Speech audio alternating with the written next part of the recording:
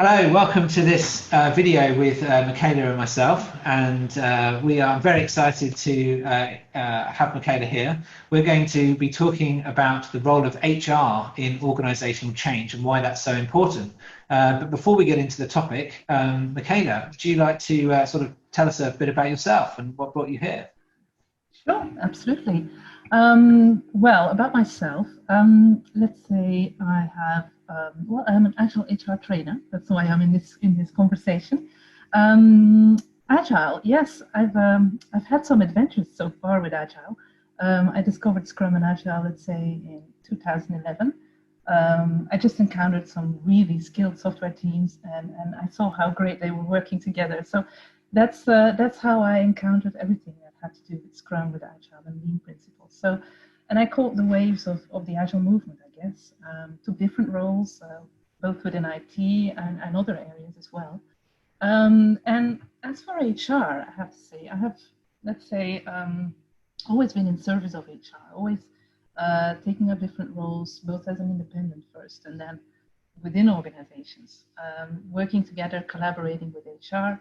And now I'm a trainer, so it means that all this, comes together in this training, really, with AWA. It's great to be here. Brilliant. Thank you for that. Yeah. So, in my experience of organisational change, there's always the very vital role that HR Mhm. plays, and Absolutely. I know that you have a lot of passion around this subject, as do I actually, because Mhm. as we know, HR can either be very stuck in its ways or it can be very progressive and help the organisation to achieve the Mhm. goals Mhm. that it needs to achieve. So I know there's a lot of sort of passion around this subject from a lot of people. What's kind of the sort of why is it that HR is so important in the role of organisational change, and what's your passion around this? Mm. Yeah, it's absolutely crucial, I would say, because I feel that Agile, I would call it maybe adoption first. Agile adoption projects are launched without taking into account really the impact on people and on team dynamics. And with people, I mean not just the employee, well, all the employees, middle managers, higher management, all of them. And also without taking into account, I think, the required dedication and the mind shift that it requires to really transform an organization. So basically, this means that for any actual transformation, HR should be in the front seat, if you ask me. Because agility is about purposefulness, it's about vision, about taking the right people on board, about coaching people to become the best selves, at work. It's about learning as an organization, and all these things are really HR areas. They're for HR and by HR. So I think it's really key that they play a crucial role when it comes to business agility, or at least transforming towards an agile organization. And that's what we should try to do to get this into the routine, and to get it into the DNA of an organization. And HR can really do that, can really help organizations do that. Yeah. Yeah, I've seen that as well, and I know that there's a lot of people in HR who want to help.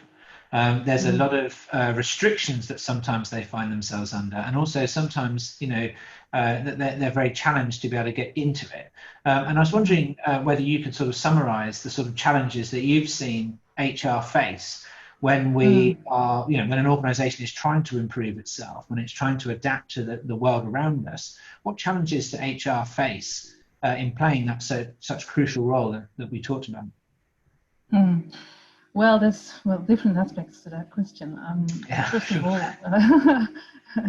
as always, Uh, well, the traditional HR processes, let's say, are not really tailored to that sort of thing. Um, they've been built up through the years, and they have proven their importance, of course. But it's really a good idea to hold them to the light and see how can we, support our organization, enable it to become really an agile organization. And so, on the other hand, I think almost every problem we face these days in organizations are really wicked problems, is what we call it. That is to say that it's complex problems, unique and interconnected in every way. especially when it concerns human affairs and product expertise and things like that. So nothing is really easily solved anymore. There's no wrong or right, there's no black or white. And I think the only thing that we can do is explore possibilities, navigate our way forward, and then try to keep track of our progress and maybe adjust along the way. So that's the agile way of working. And I think, well, HR is supposed to be operating at the center of all these challenges because everything that happens in companies depends on engaged employees, really. Yeah, there can be no high performance without engaged people. That's for sure. If you ask me, I haven't seen any. No. Well, that's actually the topic of your meetup coming up yes, next week. That's true. Yes, I think about it's a perfect start. Yes. Yeah. Yeah, well, I'm looking forward to. Let's not dig too much into the engagement side then, because obviously people can watch that, either come to the meetup or watch the video afterwards, and we can learn about that there. Of course, come on the training class as well. So there's an engagement challenge that organizations face, and we know this from the polls. We know this, probably anyone knows this from working inside a big organization. Most people turn up because they want to get paid rather than turning up because this is their life's work that they're totally engaged in. Are there any other challenges that HR face in terms of being part of this change? Yeah, I think well, when I say in the front seat for transformations, I mean also that maybe they've been a bit too much in the back seat or on the sidelines.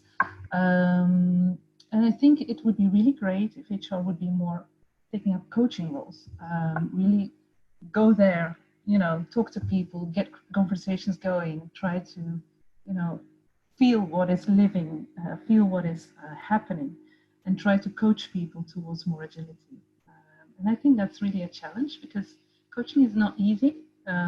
It's a different, a different way of working, a different way of looking at things as well.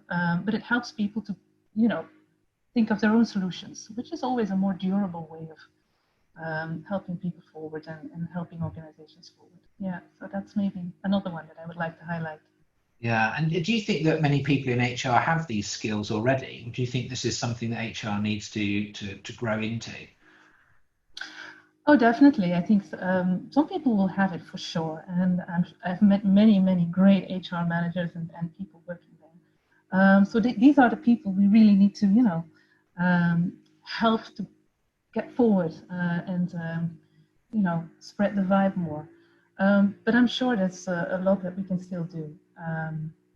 So yeah, coaching techniques are really important, and try to focus on that and how to get better at that. Not just HR, but also leadership, very important for them as well. Yeah, so coaching them to be better coaches would be a good idea as well.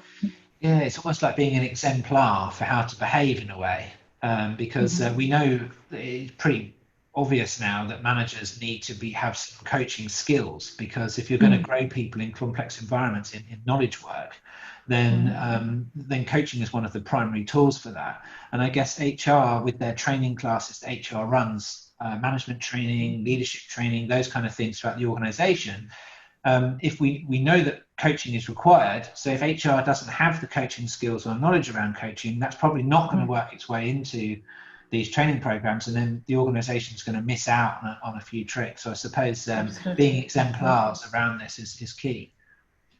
Yeah, definitely. I agree.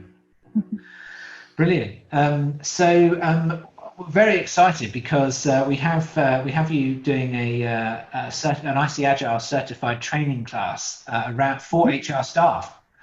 So this is a new addition, certainly for AWA, and I know that there's been a lot of preparation, a lot of experience, things gone into the creation of this class, and obviously you've talked a bit about your own experience and what you bring to that as well. And I'm going to be on this class as well, so I'm very excited about this because I want to learn as well.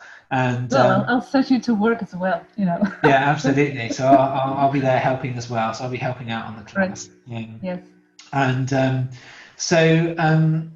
what can we say about this class? That because we want people to come on it, not not from a commercial perspective, but because we really want to make a difference in the world of HR. We want people to understand what's needed, because this, like we say, this is the thing that unlocks the organisation through HR. So what can we say about this training class? If someone was to come on this training class, someone from HR, what would be the benefit for them of coming on this class? Lots of benefits. Maybe it's good to say that it's, of course, not going to be a lecture. It's going to be a learning track, or even a journey that we take together. That sounds a bit softy, but okay. Well, the main point is to learn together from each other, with one another, because I like to focus not just on concepts, but also on stories, on learning activities, on reflection about that. Because I feel that learning is really, a moldable thing. You can never really control learning. You can only try to facilitate it. So that's what I'm going to do.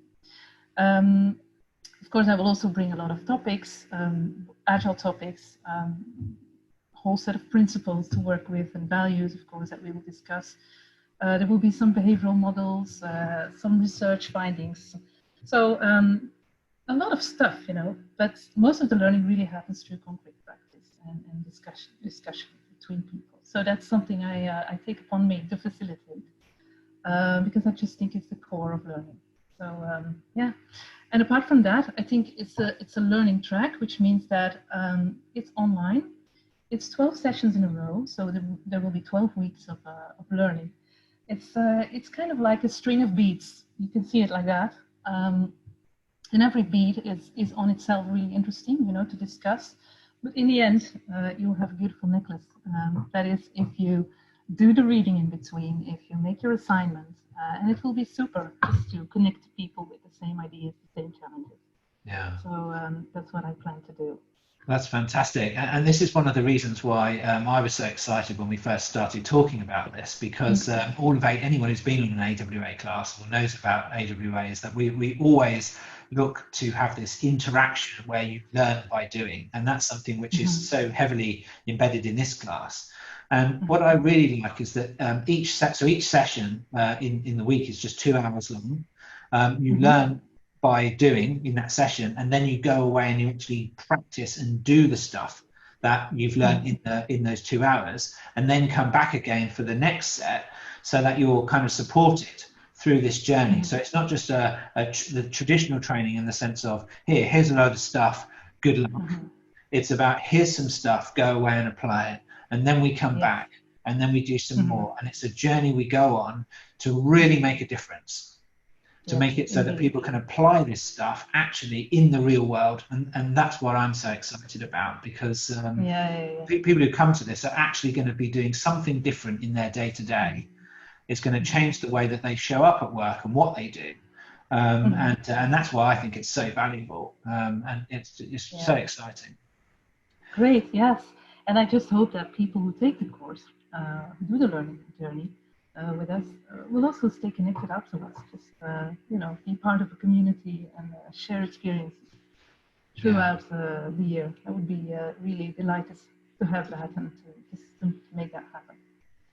Yeah, and community is so important. It's something that has grown up, AWA is a community of practice, and having that community of support around us means that you not only get training, but you also get this community where you can learn from each other and then go on and try things and share your experiences, both good and bad, and enrich everyone else's experience. And by being part of that, you're enriched by everybody else's experiences. So it's so much more than just pay this, get a training course, good luck. It's it's a much more richer experience. So the first training then is on the 16th of November, I understand, and then we'll be doing. Is it every 2 weeks? Every week? Every week, yes. Every week. It's 2-hour sessions every week, as you said, mostly focusing on concrete practice, and in between there will be videos, reading material, articles, and of course. The real world, as you call it. So yes, we will be busy for 12 weeks in a row. There will be the Christmas break in between. So this means we will be well into 2021, I think mid-February, when the class is over. So yeah, it's a journey, all right. Yeah. Fantastic. So we'll put the link to join the class on the video, so you'll be able to see that link. So it should be showing around about nowish. And so basically, very excited to be doing this with you, and looking forward to meeting you all who come on this class, and going on this journey together of a better world through better HR. Absolutely. Yes. Yeah. So thank you, Michaela. Thank you for your time. Thank you too. Looking forward to it. See you all there. Thank you. All right. Bye-bye. Bye-bye.